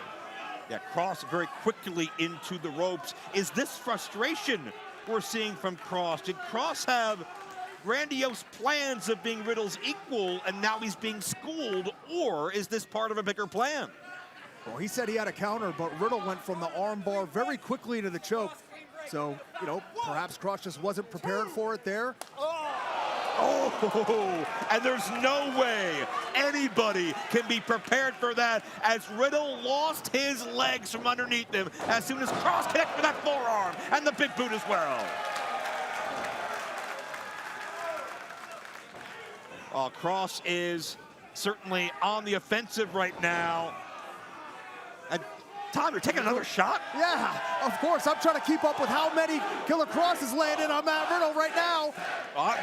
You owe me about 10 then. Please don't feel like doing it all at once if you don't have to. And these fans, so excited to see. Okay. Pace yourself, Tom. Oh, Riddle, full extension of the leg. May have caught Kross in the temple. Oh, Riddle's mocking him in that fencing position. On the modified Broton. That'll knock the air out of you.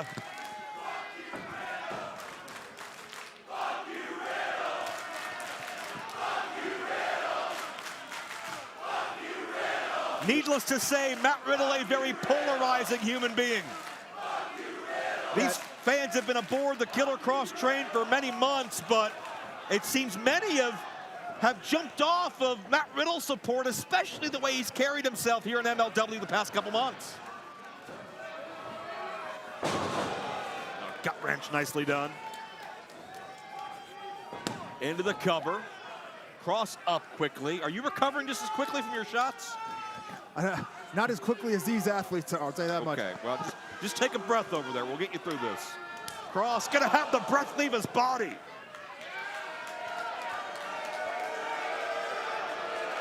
And Riddle is soaking it in. No longer the king of the bros. Riddle embraces being a rude dude, but Kross has that laser focus on the fight. He's not letting the crowd define him now, but Riddle with a response still with the bone of the knee. There was a laser focus on that knee right to Kross's jaw. Well, Kross says life is fighting. It's been a motto for quite some time.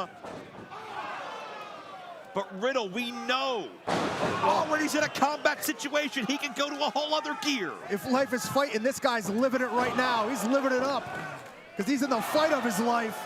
Shinbone, Broton, the cover, and Kross slides the right shoulder up. Certainly there has been, as we see the latest update, Tom Lawler now at 19. I guess you were impressed by that Broton, weren't you? Oh, I'm impressed by Matt Riddle. What I see, I'm impressed by this Don Gato. Well, we're all impressed by Don Gato. But Matt Riddle wants all eyes on him. Roll through, Kross out of the way, clothesline. And that's the first time we've really seen the power advantage that Kross has come into play. 2 count only. Yeah, I mean, talk about that. We know Kross trains for power. We know he's carrying more body weight. Oh, wait a minute! Riddle! Up from the dead! Chokes out Kross, and Kross saying, I'm in the rope! I'm in the rope! Wow. But that's the second time that's been Kross's counter. He's got incredible ring awareness. Well, that's where the size comes into play too, you know? Kross, the bigger the 2 men, he can get to the ropes more easily than Matt Riddle can. He can move himself with Riddle on top of him. And look at these fans on top of Riddle giving it to him.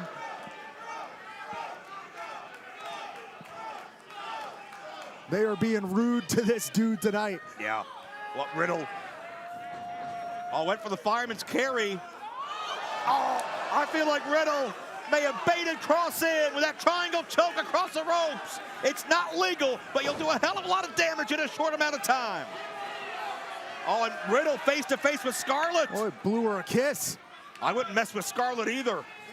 No, not after what we saw earlier. Big win over Isla earlier on tonight. Matt Riddle disrespecting Scarlett, and Kross, no respect, no love lost behind that forearm shot that shudders Matt Riddle. Kross, as he mentioned, is fighting history.